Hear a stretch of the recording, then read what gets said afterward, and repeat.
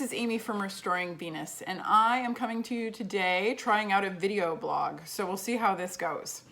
I promised I would talk this week about the effects of chronic pain and stress on the brain.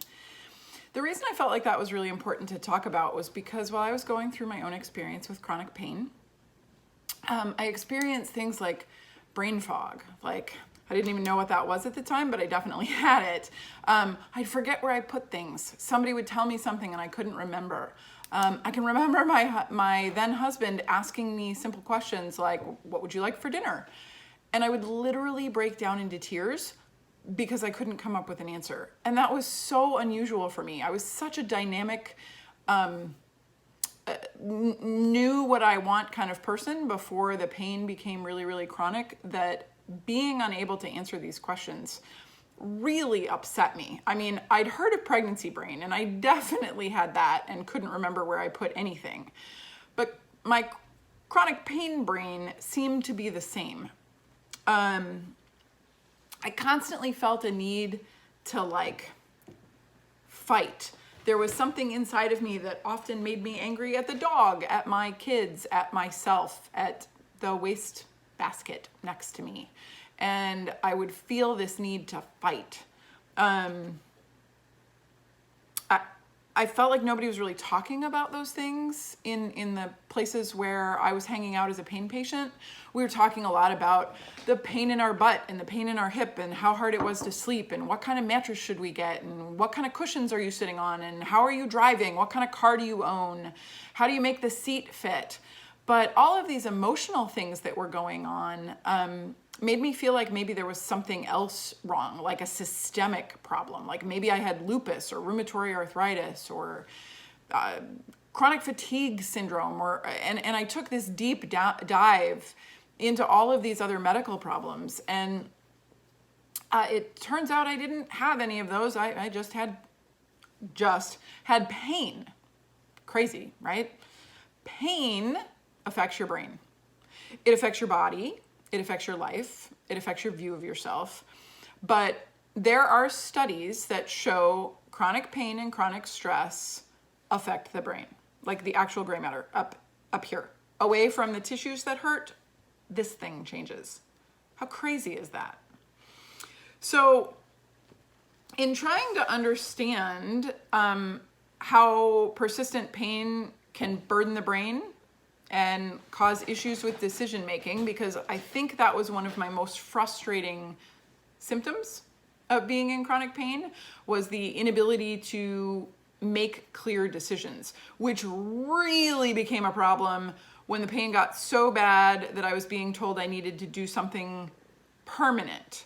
I was having a very hard time rationally thinking through whether or not to have surgery.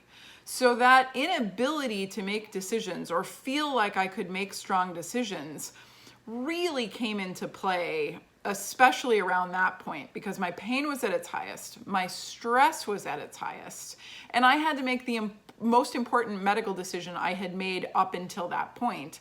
And I didn't feel capable of making it. And nobody was really talking about any of these symptoms being actually related to my pain. So, fun little anatomy lesson. Inside of our brain, there is a thing called the limbic brain, and that is where emotions are basically processed. A bunch of other stuff happens there too, but for the purpose of today's discussion, this is where emotions kind of run through. This is where they're processed and remembered. And the parts of the brain that we're going to talk about today are the hippocampus, the amygdala, my favorite part of the brain, and the prefrontal cortex. And when we are learning about our emotions, all of those parts play a role in learning about fear. So let's say I go to touch the stove because I'm a little kid and I don't know any better, and all of a sudden there is that hot burning sensation, and I pull my hand back. That experience is being recorded through that limbic system. Just like when I would do a flip turn and I would feel the pain, that part of my brain was involved in remembering and experiencing that flip turn. It is something that you could watch YouTube videos on for the next 5 years. Incredibly fascinating when we talk about how emotion and pain and stress all kind of come together to create this perfect storm of this experience of pain. So one of the other things I love about the amygdala is that it is highly active when we look at angry faces or experience pain, acute pain. So if I were to punch you in the face right now, your amygdala would be really, really active. Next week, we're going to talk about the amygdala and pleasure. So it is also the pleasure center, and the addiction center is nearby, which I do find endlessly fascinating. But that's not what we're talking about today. So the hippocampus, amygdala, and prefrontal cortex all play a role in fear learning, emotion, pleasure, stress. And what happens is we have found that the activity in the prefrontal cortex, where we make executive decisions and all of that clarity of thought dampens down under prolonged periods of stress or pain. Okay, I'm not a scientist. I'm not awesome at reading research. I lean heavily on others to make sure I'm understanding it correctly. But it does seem to me that in the experience of chronic pain, if we know these things are happening, that it's very, very reasonable that that's why we're experiencing some of the forgetfulness and trouble with decision making. And I think what most of us in pain would refer to as brain fog, where it just feels like you're thinking through molasses. It's not sharp, it's not quick, it takes a long time. And for me, knowing that stress and pain could cause these changes to my brain, just like pregnancy, I felt so much better. I felt so much better knowing that this was a symptom of chronic pain. That just like the pain in my butt, the brain fog that I was experiencing was also a symptom. But nobody really prepared me for that, and I wish that they had. Learning that it activated my fight or flight response, which is why I felt like I was angry and needing to fight all the time. My body was looking for different chemicals to try to help itself, I think. That's the most reasonable explanation I've got at this point.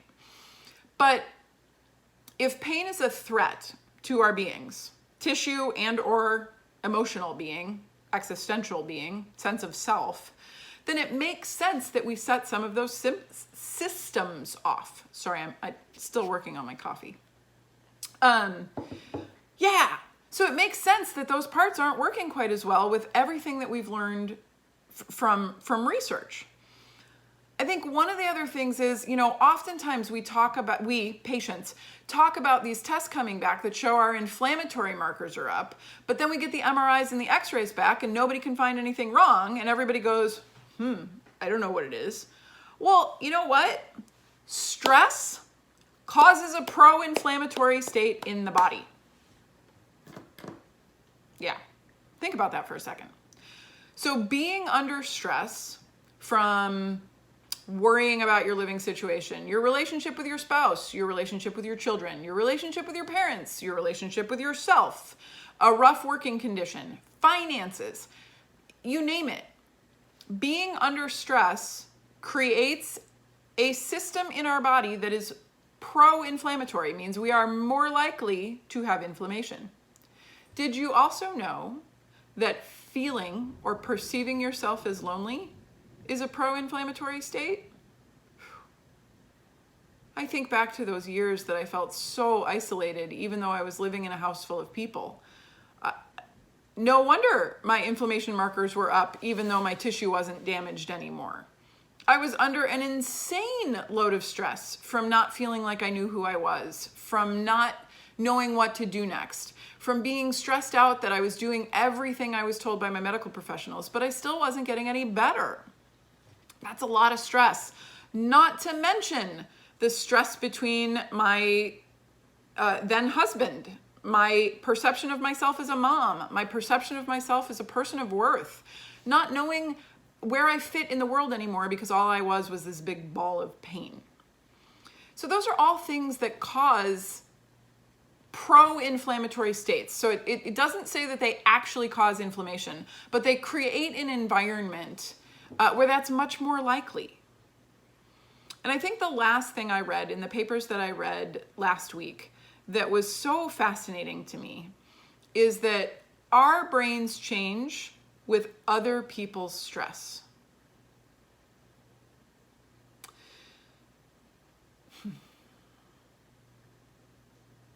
Let me say that again.